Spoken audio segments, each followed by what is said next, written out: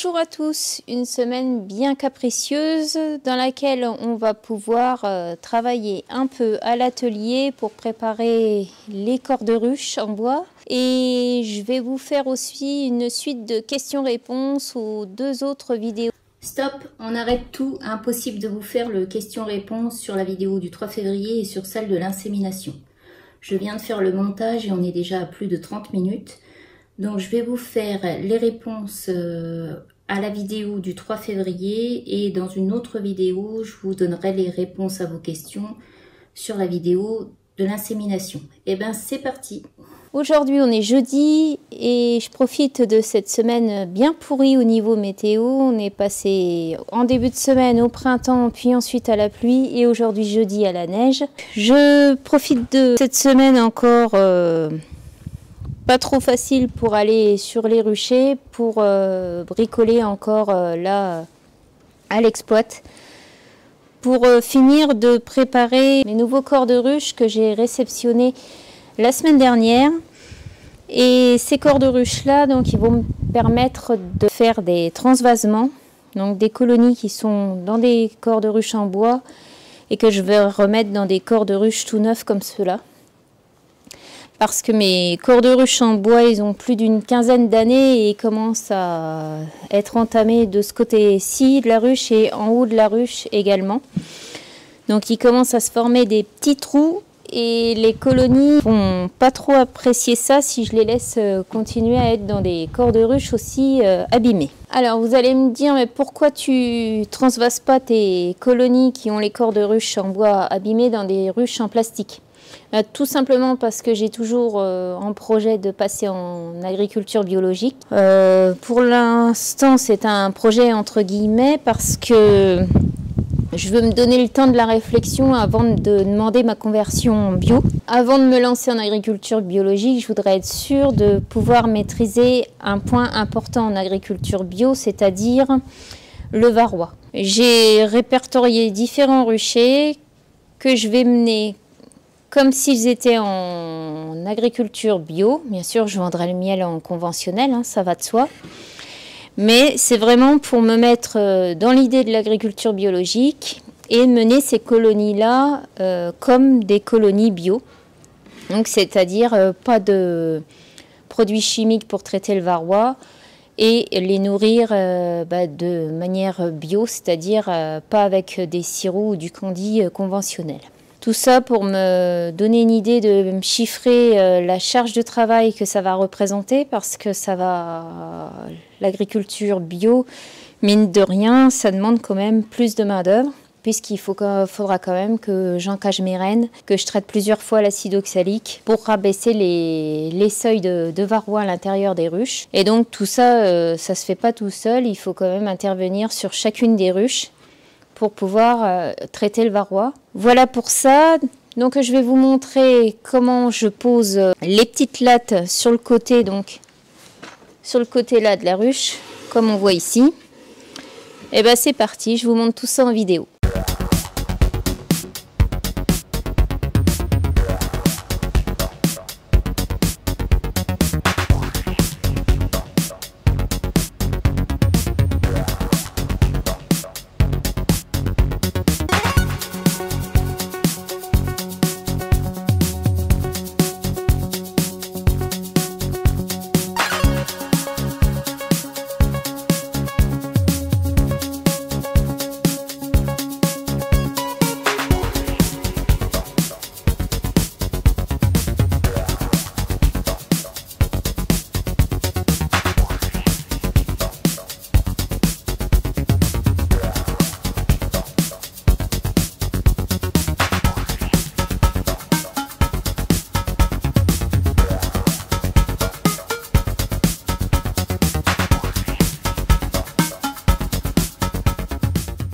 Pour installer la petite latte en bois, donc je me fais un petit repère, je les mets à une hauteur de 9 cm depuis le bas de la ruche.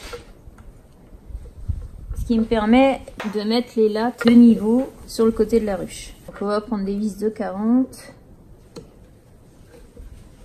pour les mettre, pour fixer la latte.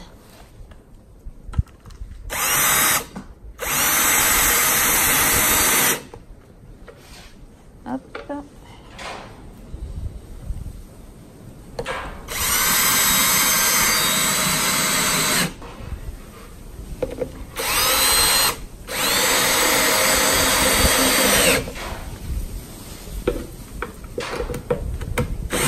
Voilà pour ce côté-ci. Pareil pour l'autre côté. Un repère à 9 cm. Et voilà, c'est fini pour celle-ci. J'aurais pu ensuite mettre mon plancher plastique. Donc les planchers plastiques, c'est pareil. Ils sont entièrement ventilés pour pouvoir, moi, l'hiver, faire mes comptages avec les plaques de dessous.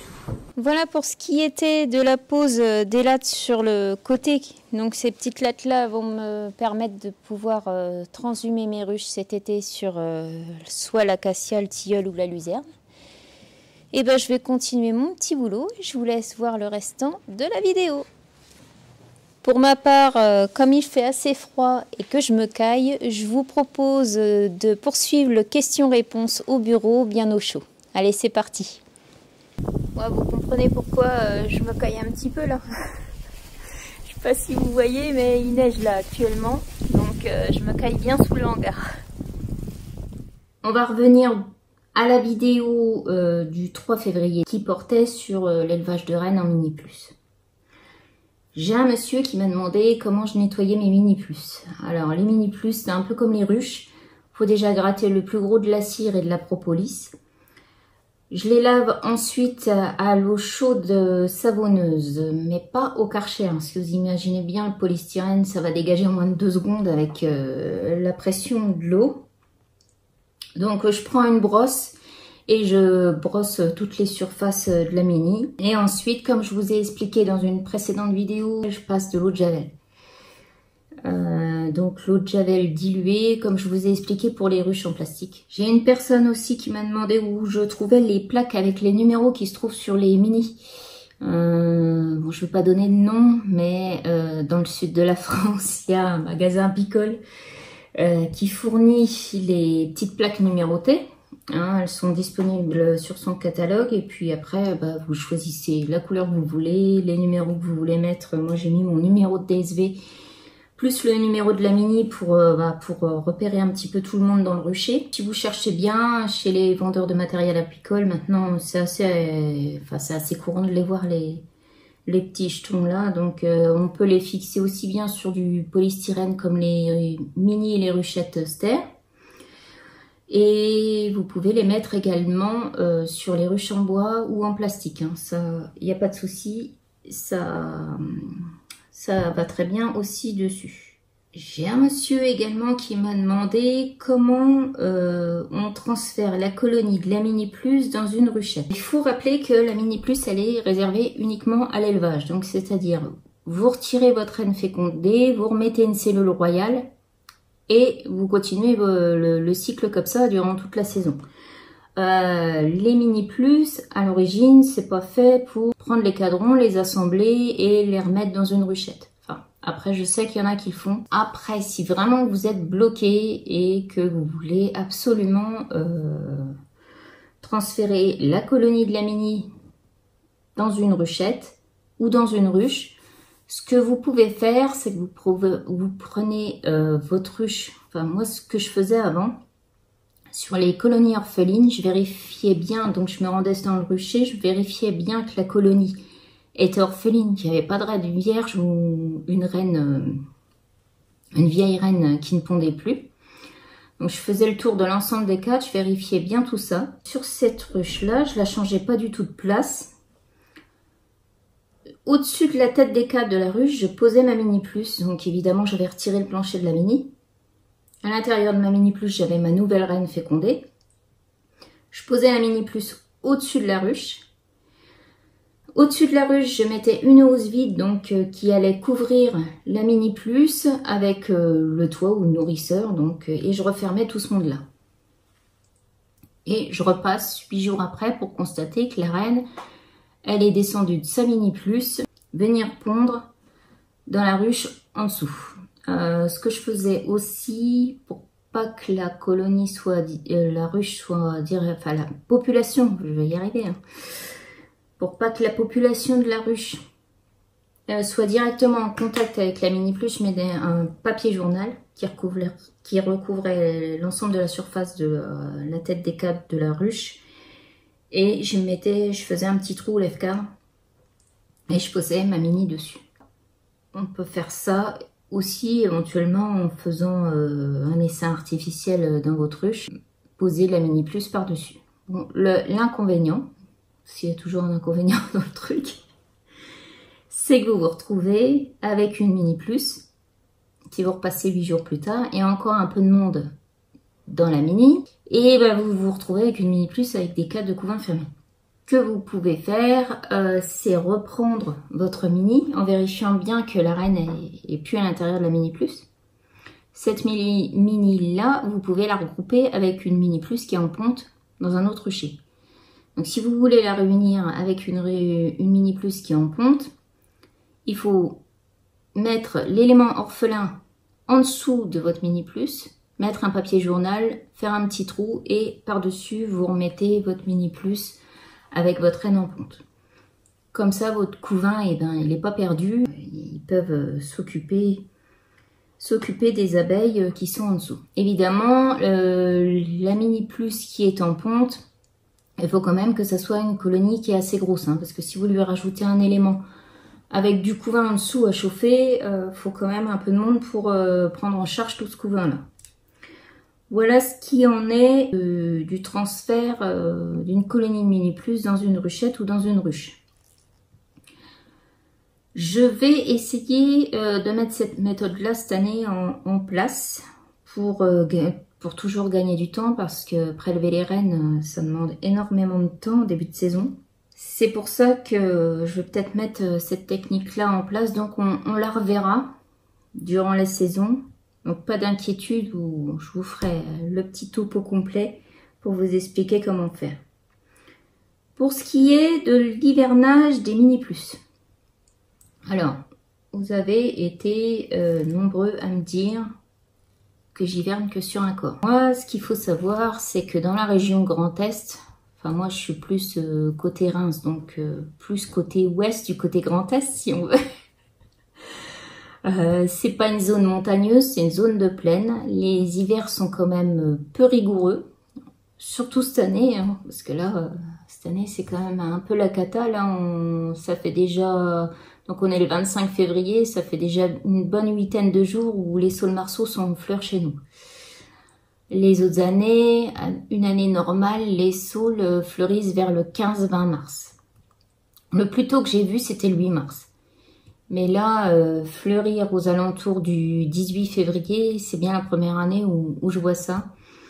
Après, c'est un petit peu dommage pour les colonies, parce que là, elles sont pas en état de sortir du tout.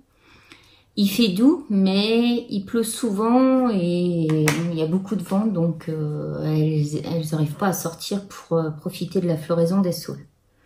J'espère que ça va se réguler un petit peu là d'ici 8-10 jours, enfin qu'on retrouve un petit peu de froid, mais niveau prévision météo, ça n'a pas l'air d'être le cas. Il nous annonce quand même pas mal de douceur sur le restant de février. Donc je pense que je ne sais pas si j'arriverai à faire du pollen de saule cette année.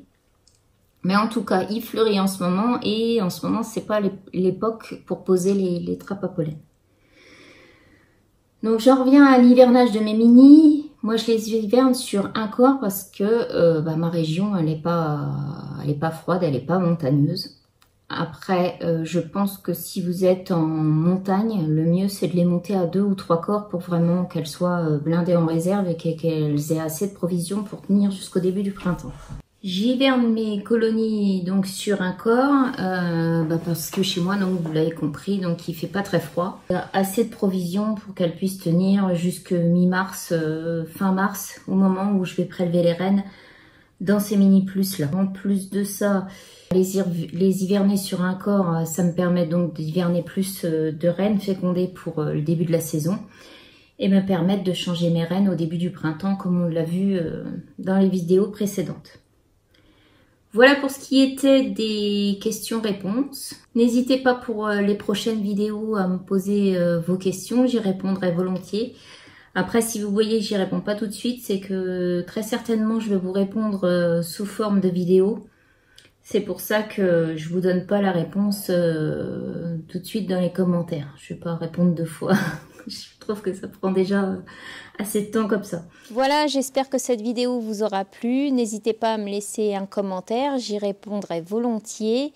N'hésitez pas à me suivre également sur Facebook et Instagram où je poste de temps en temps quelques photos. En espérant que la météo se remette un petit peu pour que je puisse vous faire des prises de vue sur les abeilles dans les prochaines semaines. En attendant, je vous dis à tout bientôt pour une prochaine vidéo. À ciao!